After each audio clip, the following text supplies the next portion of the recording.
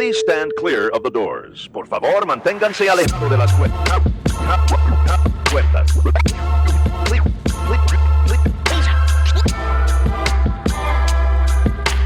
Please stand clear of the doors. Por favor, manténganse alejados. Because this here's the wildest ride in the wilderness. Hello, everyone. I'm Alicia. I'm Nathan. And I'm Brittany, also known as the Funny Runner. Welcome to this week's episode of Adventures and Mousecapades. Well, we've been to Disney parks, we've been on Disney cruises, we've been to Disney resorts, we've been to Disney Broadway shows, we've got Disney Plus on our TV, we've got Disney shirts and shoes, we've even got Disney tattoos. But today's guest has something we cannot get, a first place medal from a runDisney Marathon. Our guest today has been a full-time professional runner and coach for the last decade. 4 years ago, she was the first and only person to win all 4 races in the Walt Disney World Marathon Weekend Dopey Challenge. And just a few weeks ago, she was the winner of the 2026 Disney World Marathon. But she does it all with flair and fun in the true Disney spirit. Please welcome Brittany Charboneau. Thanks, guys. Thanks for having me. Of course, Absolutely. of course. We're going to dive right in here. What is your Disney background? Was the world of the mouse a big deal for you or your family growing up? Did you do mousercise every morning? No, I didn't. I mean, listen, I was a Disney kid. So I grew up on Beauty and the Beast, The Little Mermaid, all of that. My funny Disney stories about kind of my Disney in my past when I was little. I remember being Jasmine and Pocahontas 2 Halloweens in a row.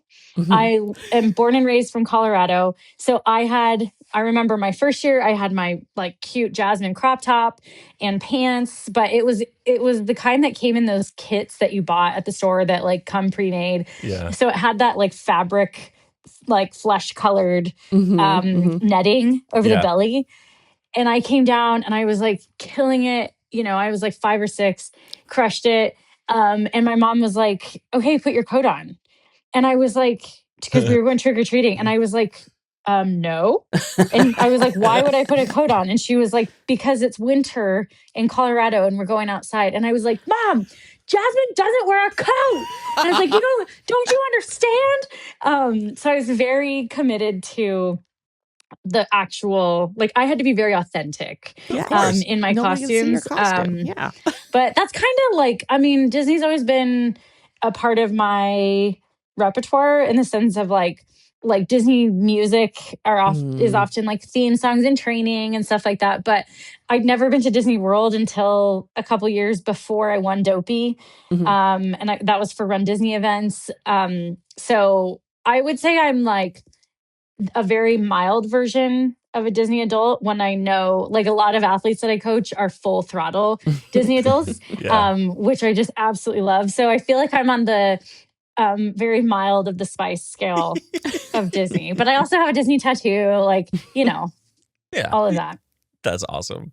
All right, so your website, funnyrunner.com, highlights all sorts of interests that you have, from coaching to art and, of course, Disney, to even like finding pennies on the ground. That's quite the repertoire. How would you describe yourself?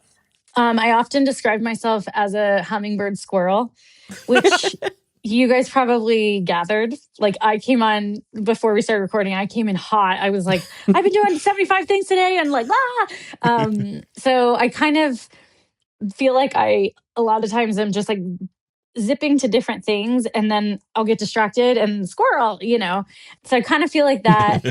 But I love on my homepage of my website, I have myself wearing different hats, and that's on purpose. It's like, I really love that I do have all these hats that I wear because it's just really important to me. I think for a while when I went professional into running, that was my identity. And I was like, I'm a runner. This is all I do. And that just didn't work for me. And I was like, I'm not. I'm so creative. Have all these other interests that make me and that actually enhance my running, and now I'm a mom. Yeah. So I really embrace it didn't always, but I now like really fully embrace it. Like I'm a little bit chaotic. I got a lot going on, but it's all these things that make me really happy. So yeah, it's all these different facets of myself that are like, sometimes you're like, I don't know what we're going to get with this chick. That's what makes life fun, though. Exactly. I agree. Thank you. Exactly. How did you get started running? I started in 8th grade in middle school. My mom said you need to be involved in something. And that was kind of growing up. We were always expected to be involved in something. We could pick whatever we wanted, but we had to be involved and we had to finish the season or whatever that was. So we couldn't quit. I was not good at anything with coordination, anything like that. So then I was like, I could run in a circle. I could totally do track and field. I can do that. And it was kind of just a social thing to do. So I just like ran track my 8th grade year, did well, like, and just enjoyed it. Like I ran the mile and loved it. And so then my coaches encouraged me to run cross country in high school. So I ran throughout high school and cross country and I was okay. Like I was on varsity, but like I wasn't setting records. If you went back and asked that girl, do you think you'd ever be a professional runner, distance runner, trail runner? And I would be like, no, absolutely not. Like this isn't even in my wildest dreams. So I kind of just stuck with it from there, ran a bit in college, started to get into marathoning post-college, and then just kind of started chipping away at some goals and really started to enjoy it, started to win a couple races, and just kind of thought like, what would happen if I really give this a crack and put some effort into this? I wanted to be an Olympic gymnast when I was little. We're talking like the 96 Olympic team of gymnastics, that era. So that really inspired me. And I always wanted to be on Team USA. And so I kind of was just like, what happens if I just start giving this a crack and giving a go at this? And it's kind of just evolved into this. I never would have thought I would be into trail running.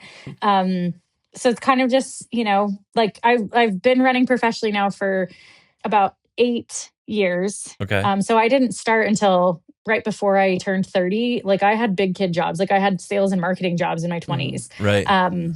And got into it later in life. I'm putting that in quotes because I'm like later in like, give me a break. Like, so yeah. And now like I'm here and this is what I do full time. I love it. And I'm just like so incredibly grateful that this is what I get to do. Yeah. What does the life of a professional runner look like? What does a season look like? What is kind of like your day to day? Like, I don't know, like a day in the life, but like, obviously it's not just running races. You do coaching and all sorts of stuff too, right? Yep. So basically my year is mapped out by different key races throughout the year. So I'm racing in Japan in April, I'm racing in France in October, and then I'm racing in Arizona France is in August, and then Arizona is in October. So you kind of just pick key races throughout the year that maybe you're trying to win. Well, of course, you're always trying to win a race, but that you're training towards. And then basically the chunks in between that, the months leading up to that are your training months. So I'm a little bit of a mini off season right now, still coming off of Disney before I start going into Japan training. But this morning, for example, I was at the trails this morning with a teammate of mine who's in town from France. And we ran the trails this morning and I made him wear a tutu because I was like, I just think that'd be funny. So he's like this very well-known professional mountaineer. So he's done like Everest several times. Like he's like in that space. And I make him wear a tutu. And he was like, what is happening? And then I had to like go coach. So I work with all kinds of different runners. This morning, I had one of my high school girls who's training for track right now.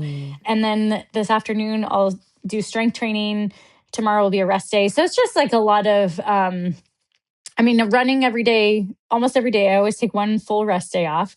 But running every day, strength training a couple days a week, meal prepping, kind of like that. But I think when I remember thinking about what a professional runner did, I was like, they only run, they only sleep, and they only eat. Like that's kind of it. And I did live like that in the early stages of my professional career, because that's like what I thought, and that's what I saw my perception of runners on social media. Sure. And I was like, oh my God, this is like asking for burnout. This isn't filling me up. So that's where like sometimes I do get a little bit like my schedule's too crazy and too like stacked, but it's also like, yeah, but like I'm doing all the things I love. Like on my like recovery days, I'm making art or I'm reading or I'm just playing with my son or, any of those different things that I think we don't always get to see from a professional athlete side that I think is just so important. At least that's what keeps me going. Like some of my teammates would be like, that causes me a lot of stress, like all these extra things you're doing. But for me, it like is really filling my cup and, helping make running also not that big of a deal. Yeah. I love that. Well, you are also a comedian and have trained and performed with the famous Second City group in Chicago. As nerds and SNL fans color us impressed, how did you get connected there? Thanks. Comedian is a loose term. It's kind of what I've deemed myself. Thank you for laughing. I was living in Australia when I had my real big kid jobs. I was living and working in New Zealand / Australia, running sales for all of Australia for a company. And again, this sounds very on brand now that I'm saying it. I got like super serious with that. And that all I was doing is working. Yeah. And I was like, I need to do something else. I need to like get a hobby. What have I always wanted to do? I've always wanted to act. So I went to an acting class down there in Sydney, and all the scenes I just accidentally kept making funny. And I loved it. Like I would be in a scene and I didn't realize it, but then like next thing I knew, the class would be laughing. And I was like, actually, like I really love the comedic side of things. Yeah. Like that feels really fun. And then a dream was always to study comedy at Second City. So I decided I was going to move back to the States. My cousin happened to be living in Chicago. So I got a job at OtterBox, the cell phone case company, for their Chicago market. And so I moved to Chicago, was working for OtterBox and then studying at Second City at the same time, and still running like races and stuff out there. So I was kind of doing all those things there, but it was just kind of a dream to get to like, I love sketch comedy. So that was just like fun to get to learn and study there. That's so cool. I love how you're not just like a one trick pony. Like you have to have so many things going on. No, because I think what you talked a little bit about, it's easy to get burned out on something. And if you just become like, no, I am this person. And Alicia and I are both at big tech company here in the Seattle area, not that one, the other one. And we see so many people who are just like all work all the time and that's it. I'm just like, you are on a track to burning out.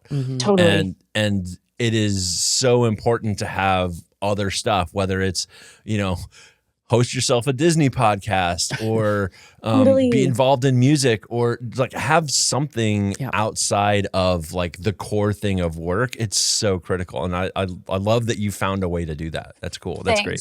That makes it sustainable. Important. Totally. So does your comedy training help you when you're running? Like to me, running feels like a very mental game. Like, does that comedy perspective help? 100,000,000%. Running is a mental game. So the key is, and this is what I help people with in my coaching, all of that. The key is how can you make it more creative and how can you make it more fun, right? Because you could go run, like running can be very boring if you let it. But not the way I do it. Like I'm like, I love to run. And yes, it can get boring if you let it. So, but your brain, at least my brain, is kind of an endless supply of creativity. And that's how you could run the same route. Actually, it's really funny. So this coming week is February 2nd. So it's 2/2. It's also Groundhog Day. So sometimes I like to theme my weeks. Like I'll have my training week and it'll be themed something different. Like it could be something as simple as like every single day is a different color. And I'll have a different playlist and a different like outfit I'm going to wear. But this particular week, a few years ago, I was like, proving that running doesn't have to be boring. So I called it the world's most boring week of running. And I intentionally did the most boring runs possible. So there was like, I did like a back and forth of like a 25 meters for like an hour and a half. Oh my gosh. But I was like, but I had fun. And so on Groundhog's Day, which was 2-2, there was a 2-mile loop. I think I had like a 12-mile run that day. I had a 2-mile loop around the same area in Denver. And every single lap, I would change tutus. I would switch tutus. Because then I was like, how funny would it be if you are like a person in these office buildings and then didn't I just see her? Like you're having your own Groundhog Day moment of this weird runner, but like her tutu keeps changing. So I think it's up to you to, well, at least for me, it's like, it doesn't have to be boring and mundane and all of that. And that could be, yes, that could be just running, but that could be anything. I think that there's a way to make things creative. It takes intentional work to think about, like, how can I make my day-to-day just a little bit different? Themes help so much. Like just thinking about that. And then you start to find things throughout your day that you're like, oh my God, this fits my cloud theme. Like I didn't even notice these clouds on this building that I always see, but it like fits my theme. So that's really fun for me as well. Just to pause really quick. Now I have to plug in my phone. What is happening? You guys, this is like the most absurd. That's fine. A few moments later. I'm going to kind of pivot here to Run Disney here. How would you describe a Run Disney event weekend, and when did you start doing Run Disney events? I actually started doing them when I stopped working for OtterBox. So I quit my job there and told them I wanted to go pursue running. And I said, will you guys check me some cash to support me just for a little bit?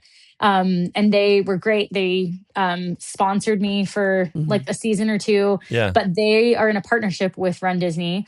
So I went down as OtterBox's sponsored runner and ran them and won all the races that I had run that season under OtterBox, which was cool. So that's how I got into Run Disney events. But they're just like, have you guys been to a Run Disney event? We've seen a lot, but we haven't personally done one. We did some virtual ones during the we pandemic. did virtual and then the Castaway Key, which is just a 5K on Castaway One of the islands. Yeah.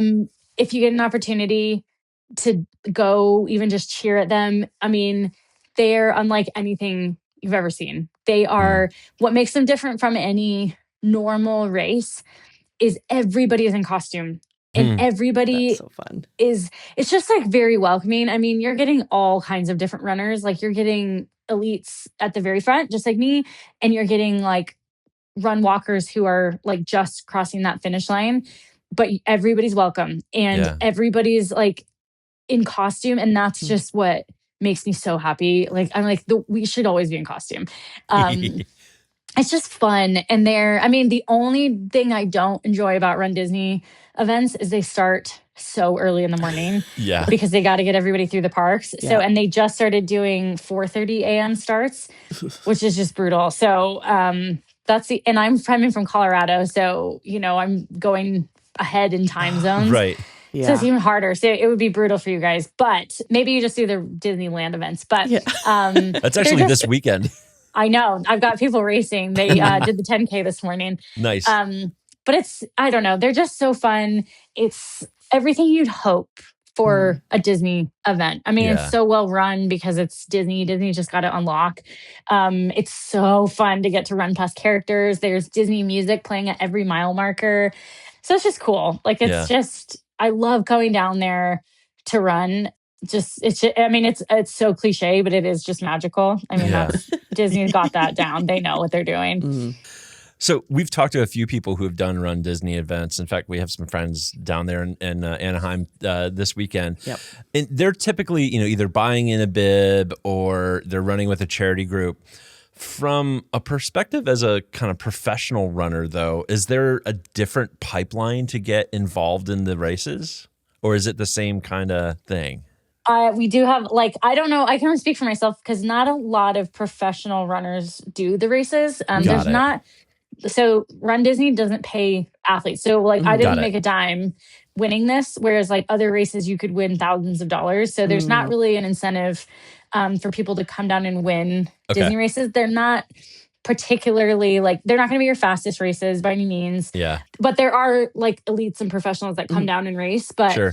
I love this. Like this is my happy place. So like Yeah. I love it. It's not just like for no reason that I'm down there. So Speaking of sweeping, back in 2022, you swept the whole marathon weekend, winning the 5K, the 10K, the half, and the full marathon. Tell us a little bit about that. yeah. So if people don't know, that's called the Run Disney Dopey Challenge.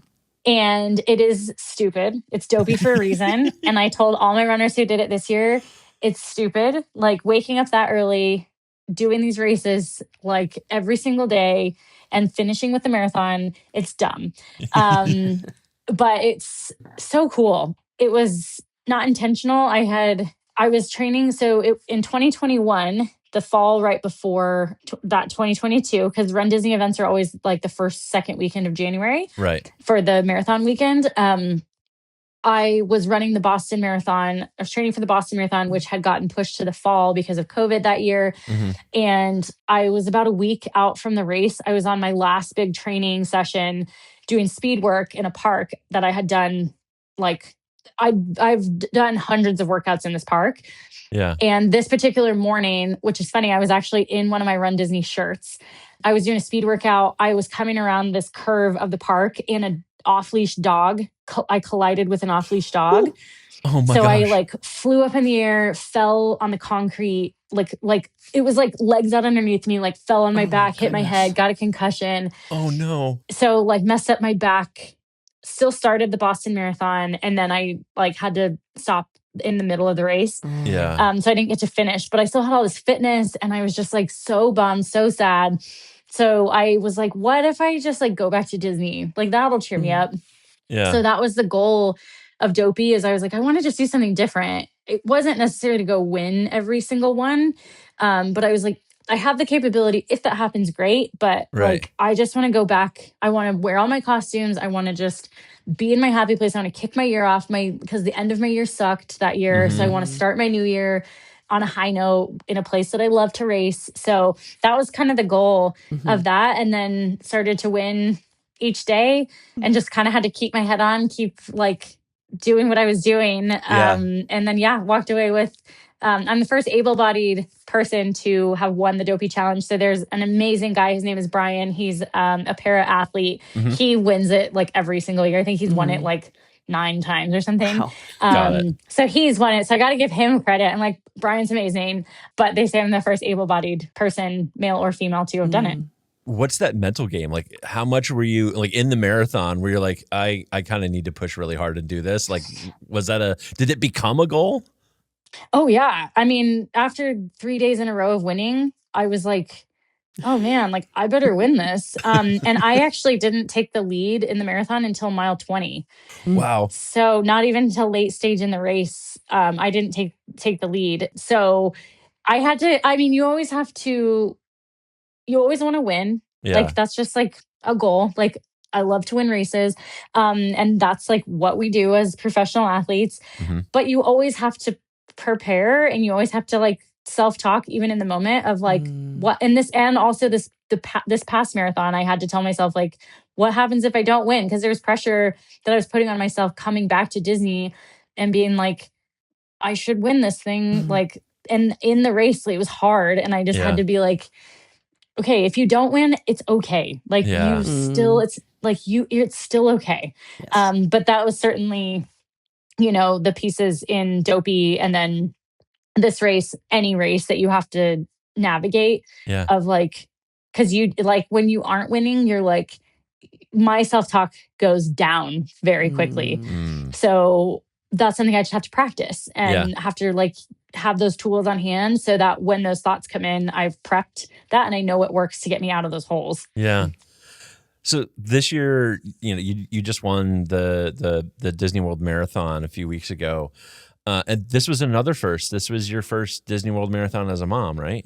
Yeah. How did that impact your training leading up to the event, and how did that impact you like on the day?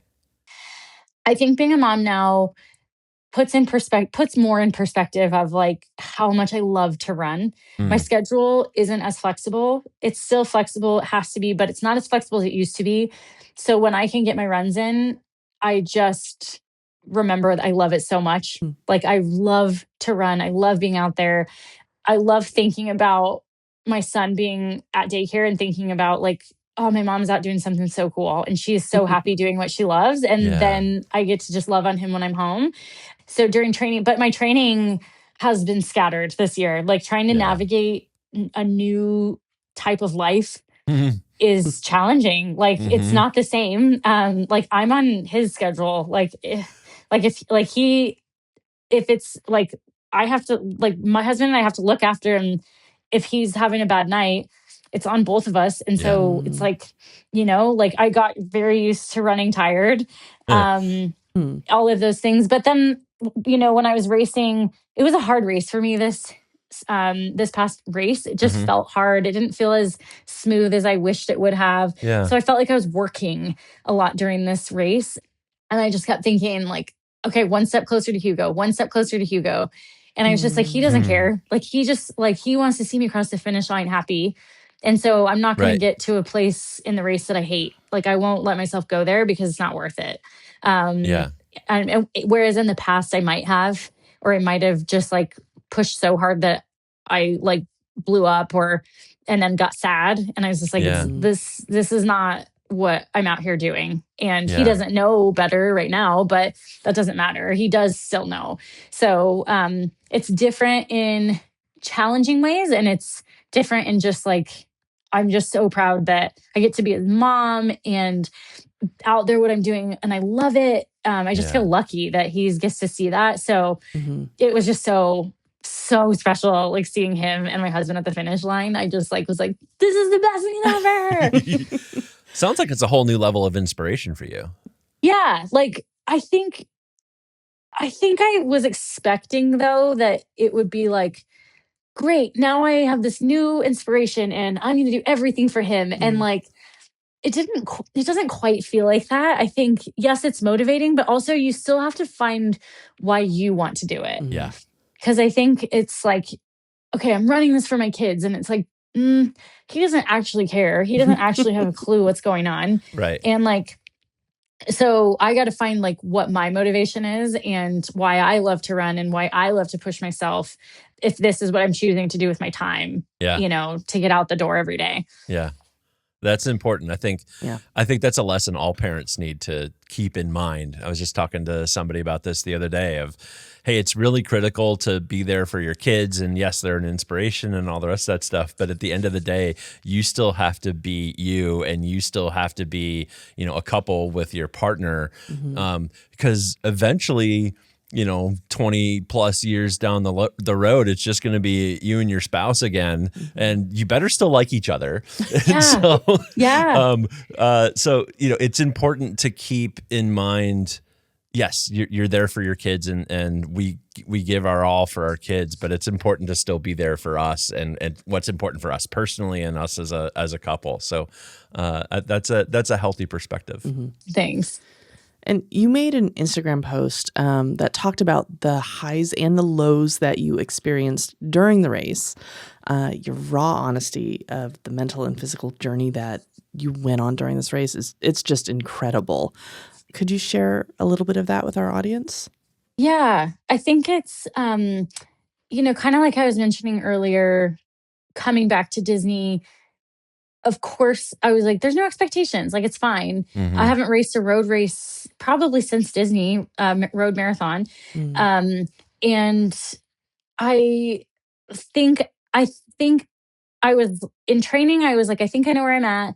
I had a good training block, felt good. But then I got in the race and the whole thing felt hard. And normally, like the places in the race, like later miles, you expect to feel hard. But for me, it was like pretty much out of the gates. Like Wow. it just felt hard. And I come from altitude. So I was expecting it to feel easier. And I think I remembered what I thought it felt like during Dopey, which felt easier. So that I wasn't prepared for, of just like, man, like I just like couldn't go faster. I couldn't get in a groove. If I did go faster, it just felt like I was working so hard. Mm-hmm. And then the night before was one of the worst nights of sleep we've had. Hugo got hand, foot, and mouth, like a like small case of hand, foot, and mouth. So he was miserable. My husband was like sleeping upright with him, and he was like, Hugo was fussy. My husband was just like trying to like keep him at bay so I could sleep a little bit. Yeah. So it's just lots of different factors that went into it. Yeah.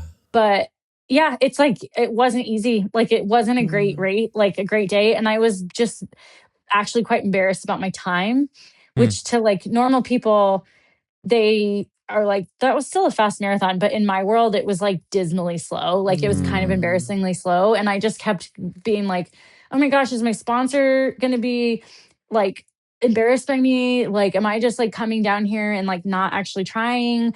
So it's just like this like loop of that. And then like, if I don't win, everyone's going to see that I don't win. Is that okay? So, you know, it was just like, it was hard. Mentally, physically. Yeah, it just was like not a great day in that sense.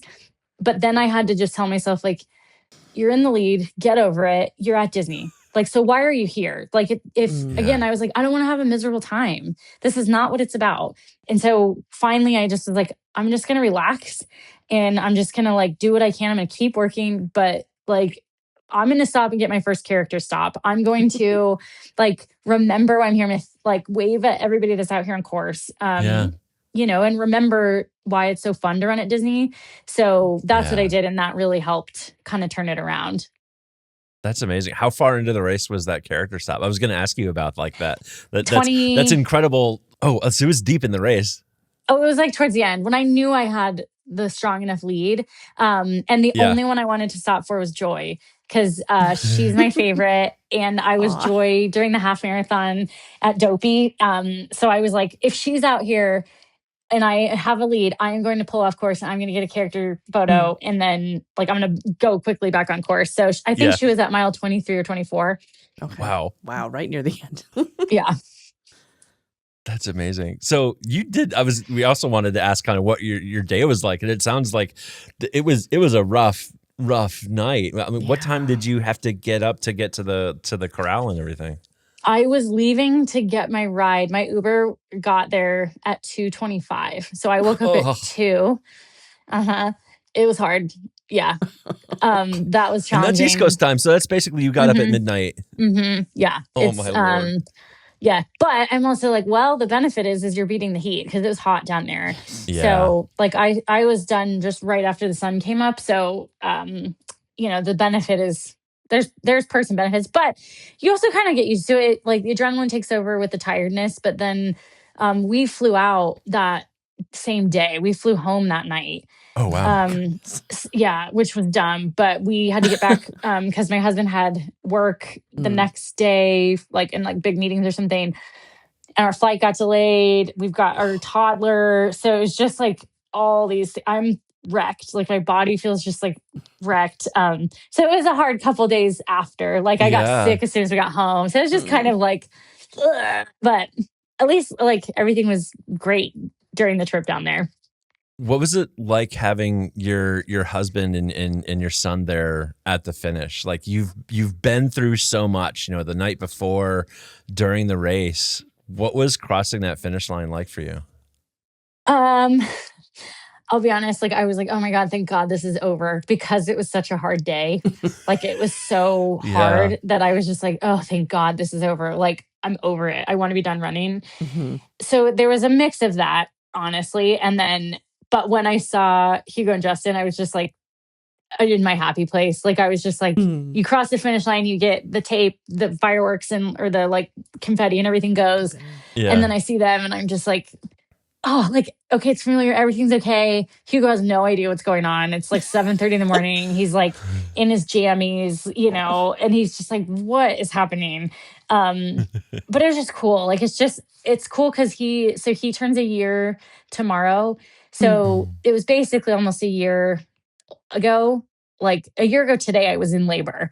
Yeah. So it was a cool moment to see like wow, like imagine what can happen in a year. Mhm. Like that is just fascinating. Like what my body did is Mhm. crazy. Like Mhm. I'm like, that was what I also had to keep in perspective was like, hang on, Mm. it has not even been a year Yeah. and you're back winning a marathon. Like it doesn't matter what time you ran. Like, Mhm. and then your little person is here and like, he's just like, it just blows my mind, you know, what can happen in a year and how your body can do what it can do. It's just fascinating. And I'm just, again, I just feel like Yeah. so lucky that this is what I get to do. And that like now I get to do it and my son is here and I've never felt more joy in my whole life. Like this has been the best year of my whole life is like these little humans are just these little specimens of joy that you're just like you're saying oh no now like and you walk and you're just like oh it's just like every day is just so fun and you never know what they're going to do. It's just so special. I love that you are a pro runner and still show up in costume for the races. And Run Disney, obviously, people really dress up for this. What was your outfit? So I was Flower the skunk because Oh, I was wearing my North Face kit that we're supposed to be in. So I was trying to be on brand for North Face for once. So I was wearing our flowered shorts and our black tank top, but then I put skunk stripes on the back. I ran with a skunk tail, had my skunk ears, and spray painted my hair. Flower's an underrated character. So it fit with my race theme. And then when I was younger, we had an infestation of skunks that lived under our house. And like we couldn't get rid of them. So we just always smelled like skunk, which was humiliating. But then you just like forget that you smell like a skunk. So like the skunk smell kind of like you get used to it. So I was going to class smelling like a skunk. So it's kind of like this, like, look at what this like skunk is doing now. Like, you know, it's just like kind of a fun way to like, just, it's okay if you're the stinky kid. Like, maybe like the stinky kid might do something cool in the future. Like, just keep showing up. Yeah. You described like quite a day and quite an ordeal that you went through and you know the lows and the highs. And then, you know, we saw online that you stayed around basically to the end of the race for the last finisher of the marathon. And I forget, I think it was a Disney, one of the Disney accounts or somebody posted a video of you kind of jogging out onto the course and helping encourage the last woman, the last finisher, which is just inspiring to me. What led you to that? Like, that doesn't seem like a thing that normally happens at a race. And I love that Disney celebrates the last finisher just as much as the first finisher. Talk us through your headspace there. Like what happened? Like what was going through your mind? Yeah. The year after I won Dopey, I came back to the Run Disney events to just cheer. Yeah. I had runners I was coaching, but I just love these races. I just think it's so fun to cheer for people that are in these Disney costumes and like getting to cheer very specific things at them, like yelling like "Ka-chow" to Lightning McQueen's and like all the Forkies that I saw out on course. I was like yelling, "You're not trash." So it's just fun. Like, and when I came to cheer that year, I also was like, I stayed for the last finishers that came through with the balloon ladies because I was just like, I was just like in my groove. Like, I was like, well, I'm not going to stop cheer. Like, I'm not going to just like, I'm like, I got to get everybody through. And Disney's cutoff, I think, is 7 hours. So I was like, it's only a few hours that I'm out here. So that was one of my favorite memories the year after Dopey. So that was, I knew that I was going to be staying to cheer after my race. Like, and I had planned that with my husband. I was like, I'll get back. I'll catch up with you guys later. I'm going to stay and cheer. Yeah. Because I also had runners out on course. Got it. And I just think it's, I mean, again, you guys got to go to these events because when you start to get to the tail end of these races, you can see why these people are there and what it means to them to cross the finish line. It is like you can just see what this means to them and how hard it has. You can almost like see their journeys of like, you've worked real hard to get here. Whereas maybe it might look a little more effortless at the start or at the front of the races. So it's just cool. And I just think I coach so many different types of runners that I'm seeing their journeys. Like I'm firsthand seeing what it takes for them to get even just to the starting line, that it's like, man, I'm here to the very end. And so when I was there a couple years ago cheering, the balloon ladies came through, cheered for the last people, and then the cyclists come through after. So the balloon ladies come, and that's usually the last runner. And then the cyclists that have been out on course also come in like this little parade. And so I like to stay and cheer for them too. So the balloon ladies came through, and then there was still the cyclists, and they were going really slow. And I was like, what is happening? And I just saw this like girl out on course, and she was just walking and just like hobbling, and she had Maleficent ears on, and she was just sobbing. And it like my heart just broke for her, because like it was like nobody was like really cheering. Maybe they were, but like it just wasn't. It was more just like watching her of like this. Like I feel so bad for her. So man, and she was just like having a miserable time. And I was like, girl, I have been there. That was me during the Boston Marathon. I have been there so many times. This feels so lonely.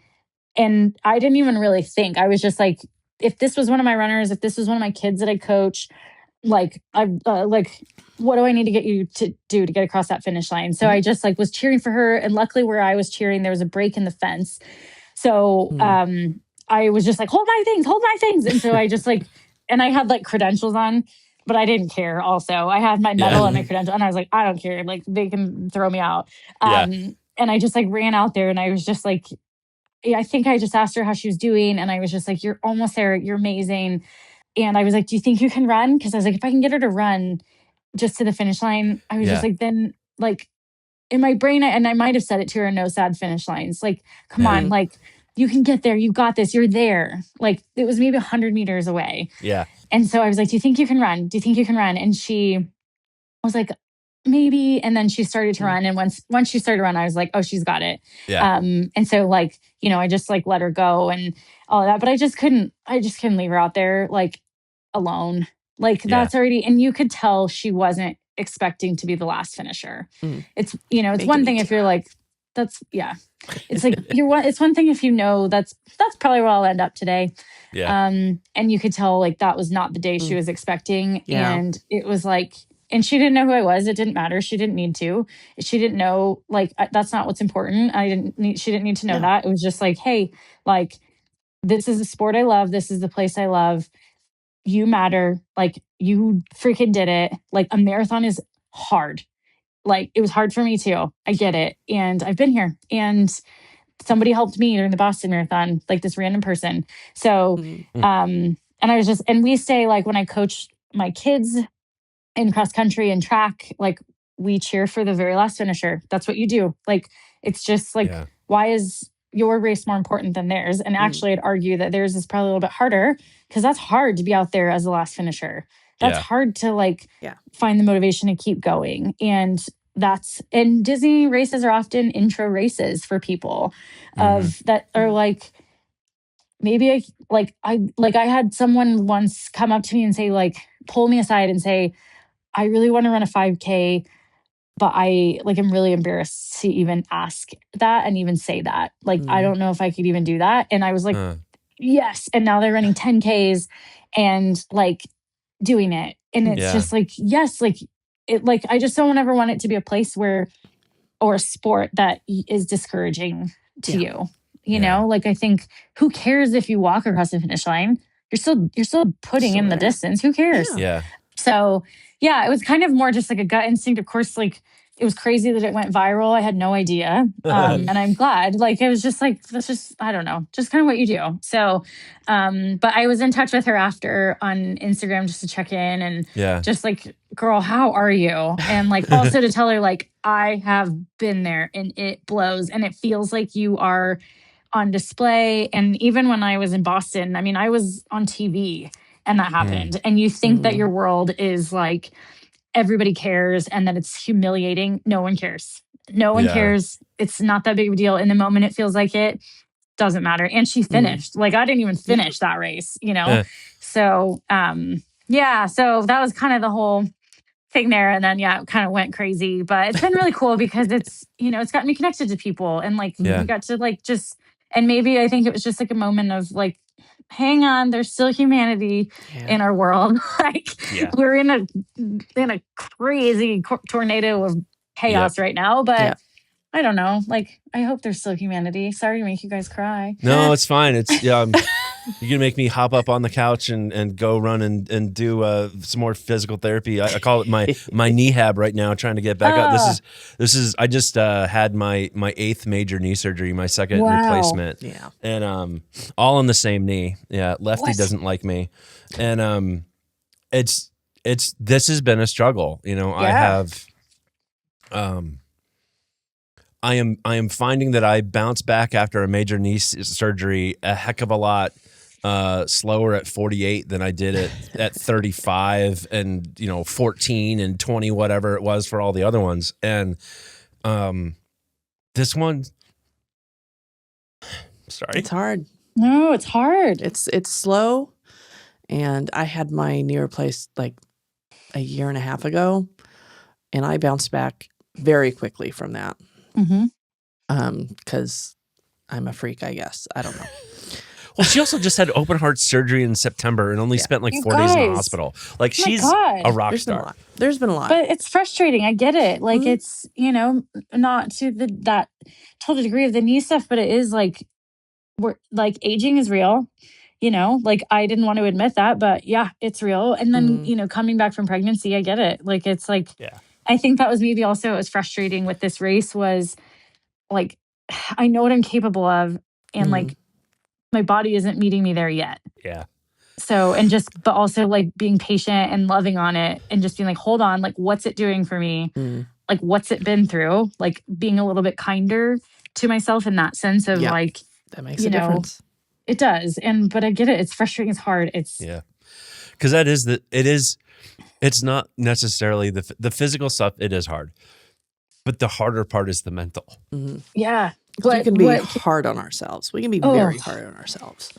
And you dealt with that too, just running this race, just how you were talking to yourself in your head and had to kind of do that little flip. Like, no, you're doing awesome. You've done so much. You've gone through so much. You have a baby now, a kiddo, and sometimes you just got to be kind to yourself. Yeah. And I hope you hang in there. And I'm sure just like appreciating, like even just this moment of vulnerability. Thank you. Because it's, like it's so relatable. It's so relatable. The amount of times that I've been in that exact position with my husband, like in the exact same boat, So I just need the courage not to cut this out of the episode. You have to keep it in, especially from a dude. Come on, we need more of this. You got it. It's staying. Aww. So with all of this in mind, who would you recommend a Run Disney event to? Like, who is Run Disney meant for? Like, I hear it's not the folks who are trying to go, PR and world record in New York and Sydney and London and everywhere else. But like, who is Run Disney for? Run Disney is for your everyday person. And I still kind of feel like that. Like I have wicked imposter syndrome. So I often don't feel like I fit into these like elite races. Like, and honestly, like even with Boston, like I messed up my back, but I think that my mental took over that day of just like, see, this is proof I don't belong here. Like I don't fit in. I'm like, I haven't been doing this my whole life. I train very differently. I'm like weird. I wear the costumes, those pieces. And I think the fact that there isn't this hype around it in the sense, at least from a professional side, it doesn't have that, I think is just what it should be. I think it's like, I feel like Run Disney knows their purpose. some people might argue with that, and some people are Disney haters and whatever. Yeah. But to me, and having the inside scoop, I feel like they know their like true north, and they're like, we're not the like come make hundreds of thousands of dollars. Right. That's not who we are. Like, we want to, and they're making money, but it's not like incentivizing the pros. Right. I think it's for the person it's from everybody who wants to come down and be the smelly kid in class to I feel embarrassed to walk a 5K. That's for you. It's for all of us. It's for like, I'm the weirdo on our North Face team. Like, I'm the again, like this morning, like I took my teammate out, world-class mountaineer, and I made him wear a tutu on the trails. And I was like, it's for the people who want to just have fun and be welcomed. It's cliche, but it's like a Disney movie. So it's like, I want to step into a Disney movie. Bingo. Here you go. Yeah. And there's distances for everybody. That's the beauty of it too, is like, if you're like, I'm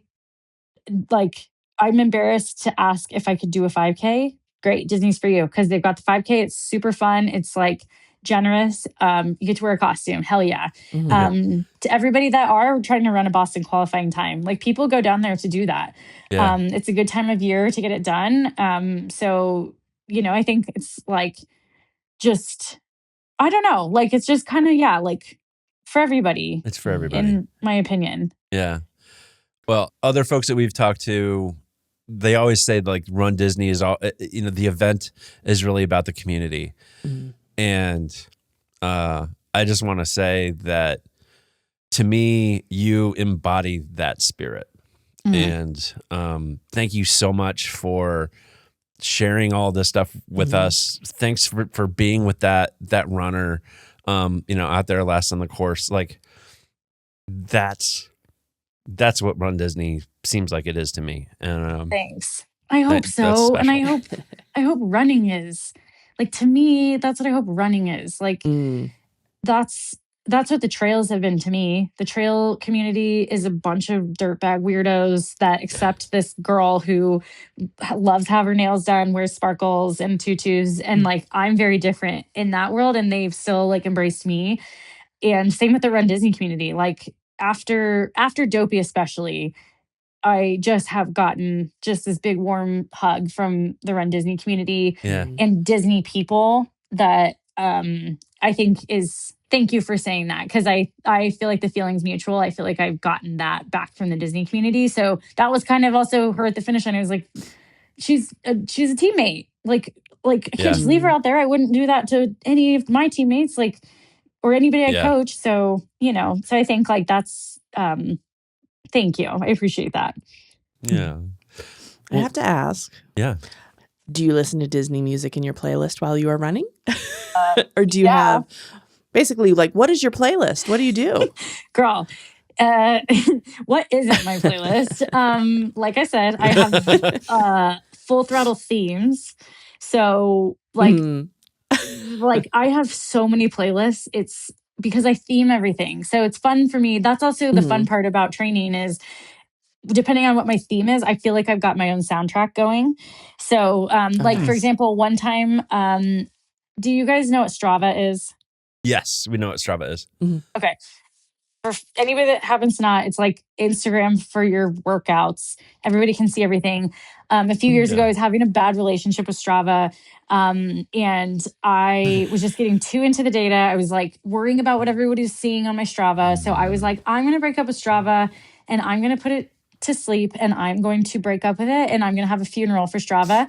So I ran up Pikes Peak Mountain, and I wore a black dress the entire run up the mountain. It's a 14-mile run up a 14er.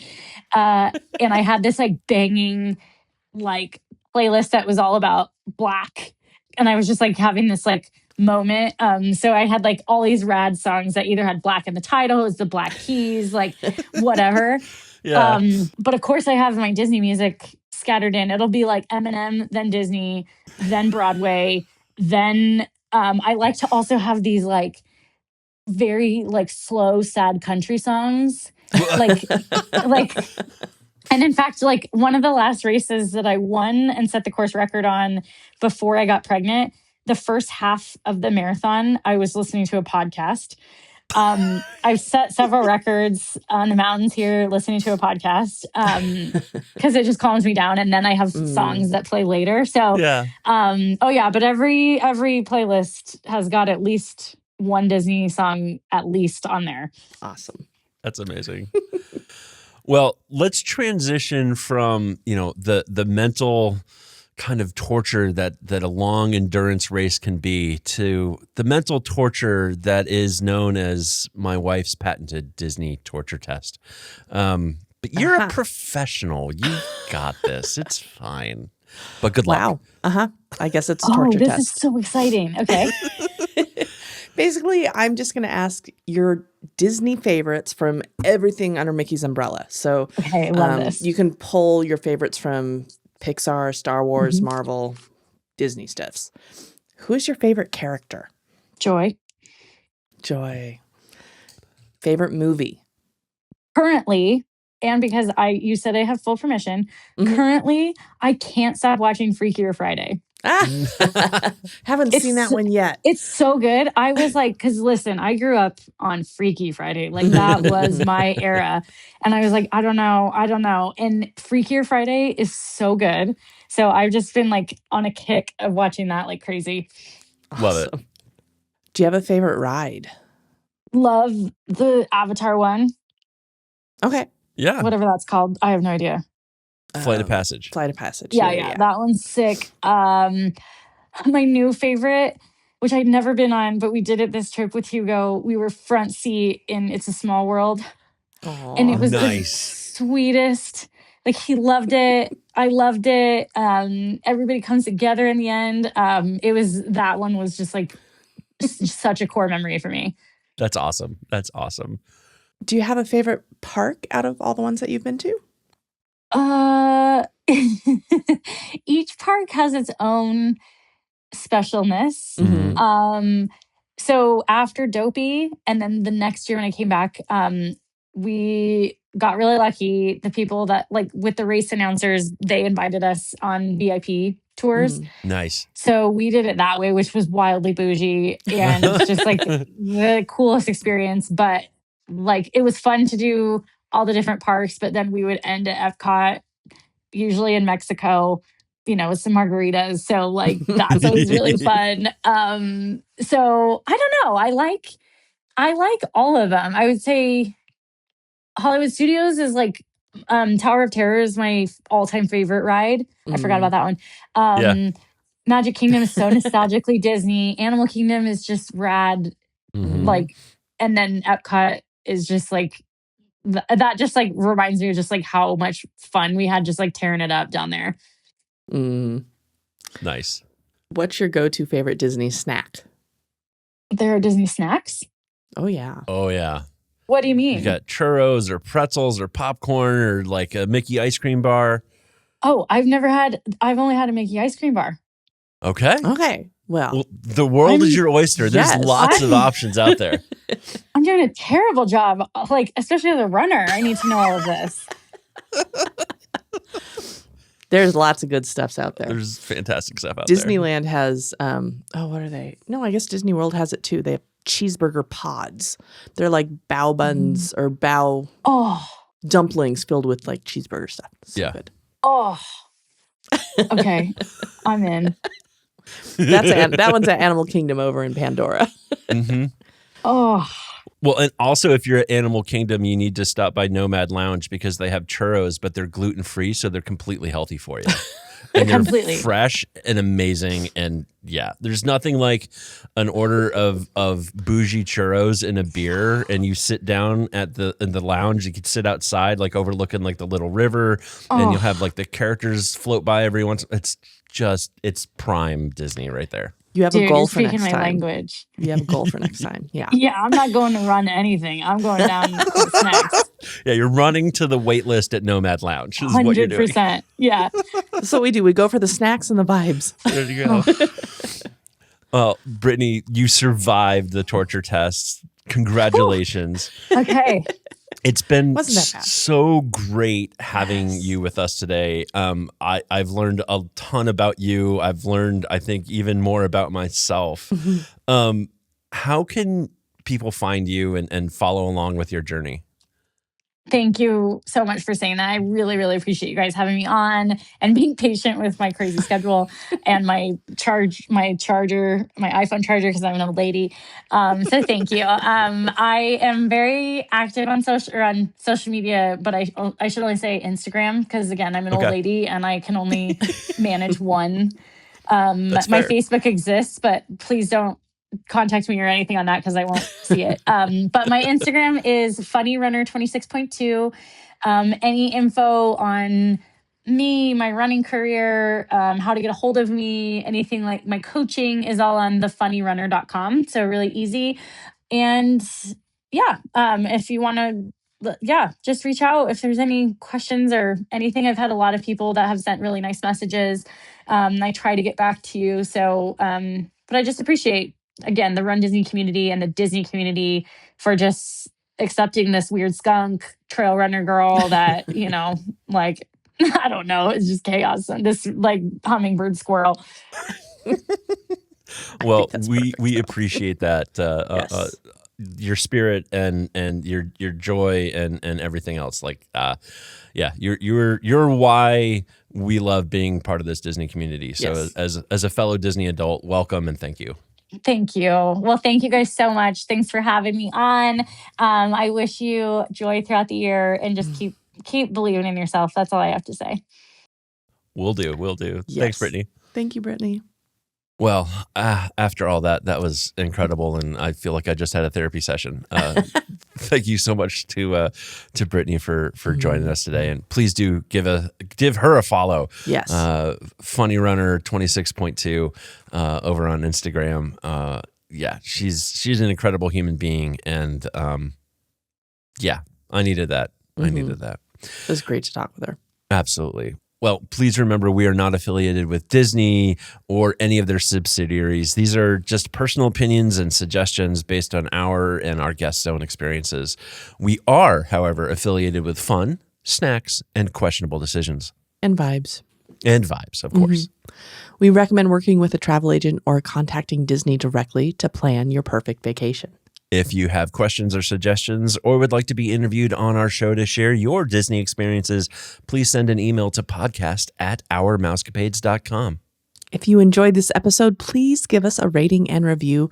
It really helps us and helps other Disney fans to find us. Indeed. And you can give us a follow over at Our Mousecapades on Instagram, Facebook, Threads, and we're even over on YouTube.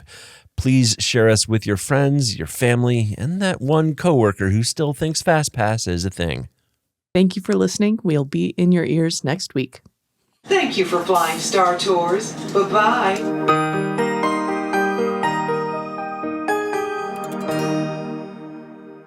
Say goodbye, Perry. Oh my gosh. Yeah, perfect.